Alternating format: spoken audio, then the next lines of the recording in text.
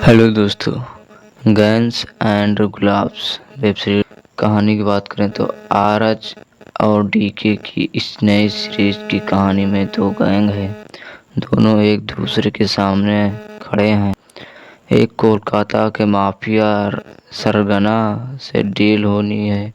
दोनों ही गैंग अपनी अपनी कोशिश में लगे हुए हैं।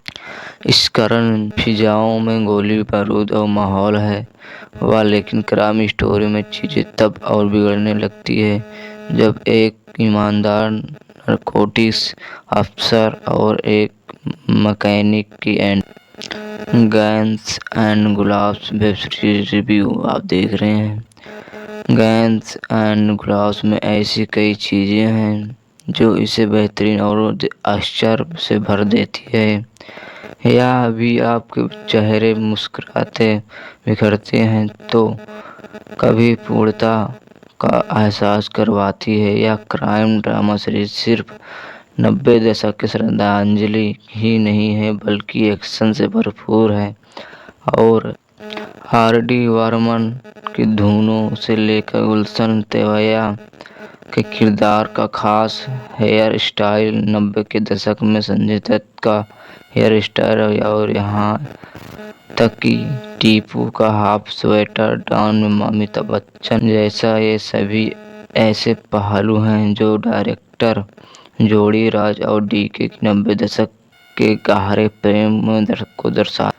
सीरीज के प्लॉट सेटिंग मेकर्स की कहाँ के लिए सबसे बड़ी चुनौती थी डायलॉग्स इस्तेमाल की गई बोली और गालियाँ। यहाँ जहाँ उत्तर प्रदेश में एक खास जगह की लगती, वहीं गाड़ियों के नंबर, इलाके और कुछ किरदार इसके विपरीत इशारा करते हैं।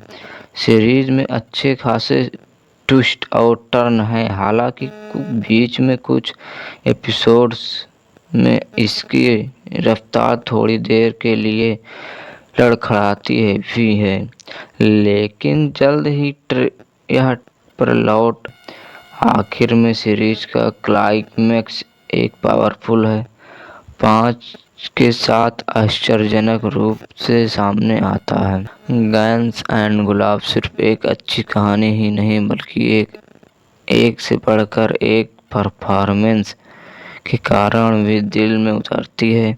सीरीज के मुख्य कलाकार अपनी भूमिकाओं को कुशलतापूर्वक निभाते हैं, वहीं ऐसे एक्टर जिन्हें आप कम जानते हैं वो भी प्रभावित करते हैं।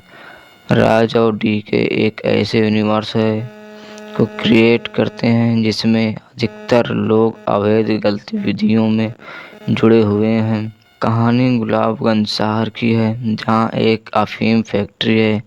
यहां की उपज का एक महत्वपूर्ण हिस्सा सरकार की निगरानी में है, जबकि लोकल माफिया लीडर गांची दिवगंत सतीश कोसी ने माफिया के अवैध व्यापार पर एक साम्राज्य खड़ा किया है। इस काम में पुलिस सुपरिटेंडेंट मिश्रा उसका साथी है। गांची से नाता तोड़कर उसका एक सहयोगी नवीद ने शोरपुर शहर में एक राइवल गैंग बनाया है। Arjun Verma Dulquer Salman narcotics control bureau का अधिकारी है, यहाँ ईमानदार है और इसका ट्रांसफर गुलाबगंज किया जाता है। अर्जुन की नज़र दोनों गैंग के गैर कानूनी माफिया लेन देन पर। इसी के साथ एक कहानी चलती। इस कहानी में टीपू राजकुमार राव हैं और वह एक मोटरसाइकिल मैकेनिक है।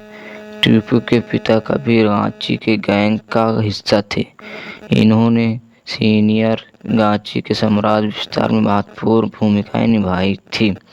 दोनों गूंगे टीपू के पिता की हत्या कर देते हैं।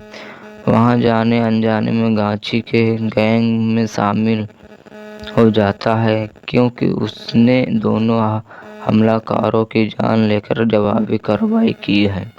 सीरीज की सबसे मज़ेदार और बेहतरीन पहलू यह है कि इसमें कई सारे किरदार बड़े विचित्र हैं।